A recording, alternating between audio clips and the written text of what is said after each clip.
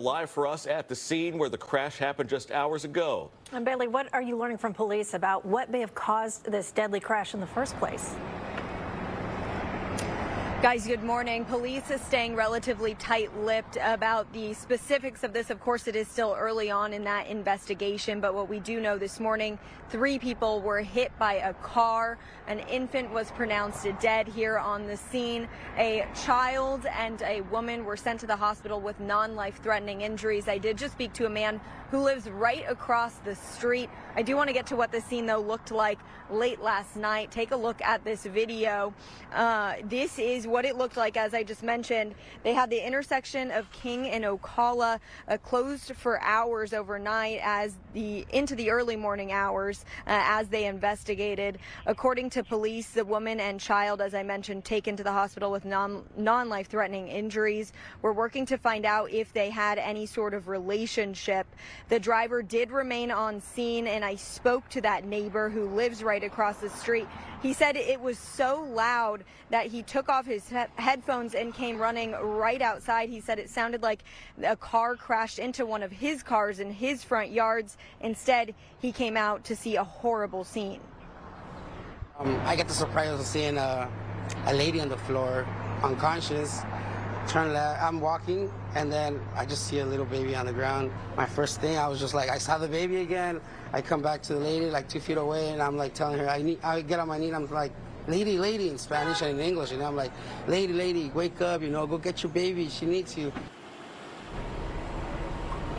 Now, Andreas told us he ran over to that woman, but again, she was unconscious. He told us this is far from the first time something like this has happened along his street.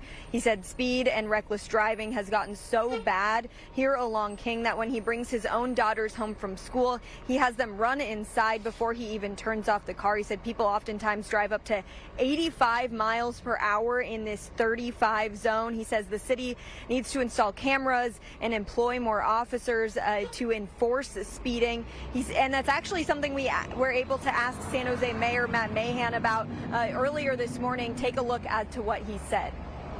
As a parent of 2 little kids, I'm just devastated by this news. It's any traffic death is awful, but when it involves a small child, it's just shocking and incredibly sad news. And we have to redouble our efforts to improve traffic safety. This is an issue I've made a priority. We've seen rising pedestrian deaths in recent years, which is why I'm pushing us and have been driving through our budget process to address it in many different ways. We're doubling the rate at which we hire police officers so we can do more traffic enforcement.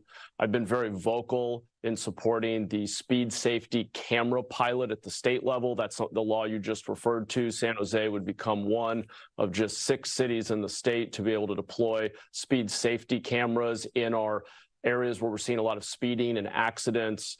We are working on AI applications to improve the effectiveness of cameras in detecting when people are in the roadway. We've just launched a hackathon with Sony and TinyML to do that. We're investing in road improvements. It's going to take many different tools.